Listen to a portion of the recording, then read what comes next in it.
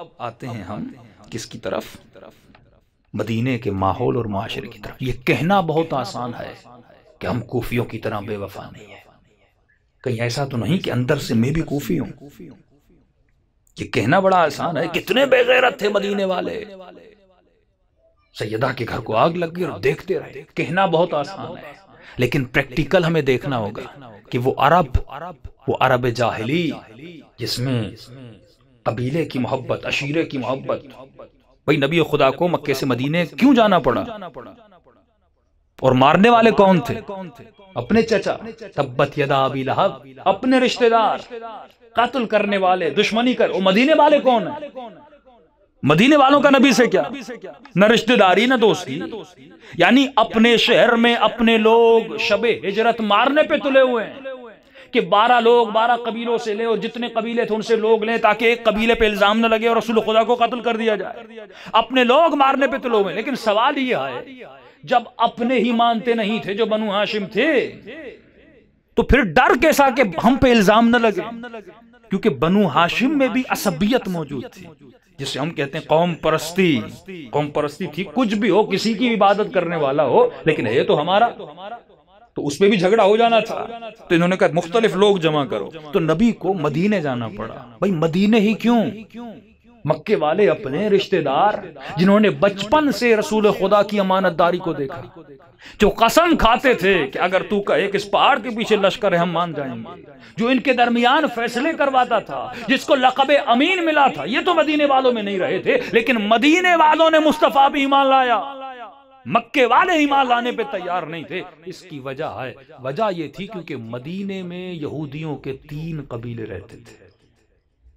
یہ وہی قبیلے تھے جب وہاں سے فلسطین سے کوچ کر کے ہجرت کر کے مدینے آئے تھے، کیونکہ ان کو بھی اپنی کتابوں میں بشارت ملی تھی کہ جو نبی آئے گا وہ فلاں سرزمین سے آئے گا، اس سرزمین کی نشانیاں مدینے کی نشانیاں تھیں اور وہاں سے نکلے گا۔ اور یہ مدینے والوں کو بتاتے تھے، جسے ارحاب کہتے ہیں، یعنی پڑھے لکھے یہودی تھے، یہ مدینے والوں کے لیے تورات پڑھتے تھے، یہ مدینے والوں کے لیے پیشن گوئی کرتے تھے کہ ایک جوان آئے گا۔ اور مدینے والوں نے کچھ لوگوں کو مکے میں بھیجا تھا کہ جا کر دیکھو واقعاً جس نے نبوت کا اعلان کیا ہے اس میں نشانیاں پائی جاتی ہیں۔ تو بڑی حیرت میں کہتے ہیں جو ان لوگوں نے کہا وہ نشانیاں اس میں نظر آتی ہے، کیونکہ یہود کے ساتھ پڑھے تھے، وہ نشانیاں ان کو ملی تھیں، اور وہ گارنٹی دی تھی یہود نے کہ اگر یہ نبی آئے گا اسے خدا فتح دے گا، کامیابی دے گا، یہ کامیاب ہو جائے گا، یہ تمہیں جنت کی طرف لے جائے گا۔ کیونکہ پہلے تو وہ یہ سمجھتے تھے کہ ہمارے درمیان سے ہوگا، لیکن ان کے درمیان سے نہیں تھا۔ تبھی مدینے والوں نے رسول خدا پر ایمان لایا اور اسلام لایا۔ لیکن اس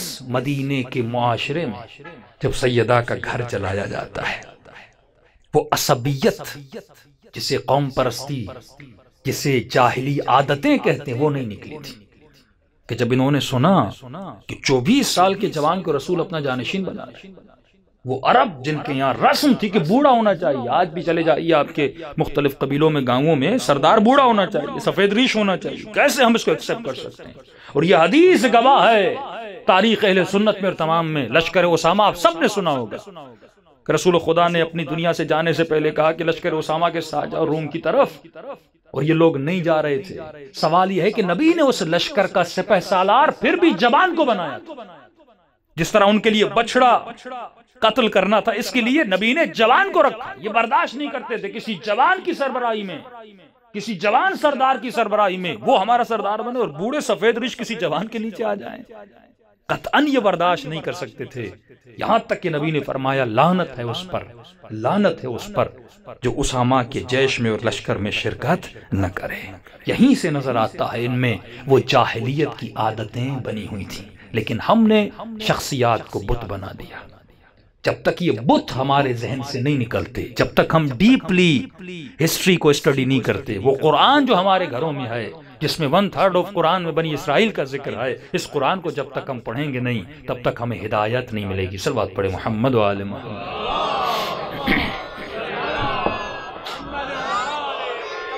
محمد وعجل فرج۔